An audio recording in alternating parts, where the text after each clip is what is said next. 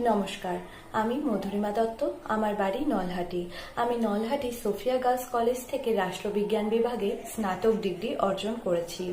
আমি 2022 সালে Nalhati Sophia girls college থেকে রাষ্ট্রবিজ্ঞান বিভাগে মোট 9.39 সিজিপিএ পেয়ে প্রথম স্থান অর্জন করেছি এবং বর্ধমান বিশ্ববিদ্যালয়ে তৃতীয় স্থান অর্জন করেছি।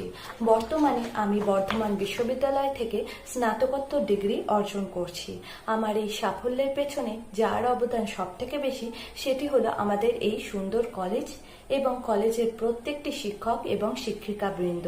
তারা আমাদেরকে সর্বোত্তভাবে তাদের সাহায্যের হাত বাড়িয়ে দিয়েছিলেন। এছাড়াও আমাদের কলেজে রয়েছে একটি সুন্দর লাইব্রেরি, সেখানে রয়েছে প্রচুর বইয়ের সম্ভার।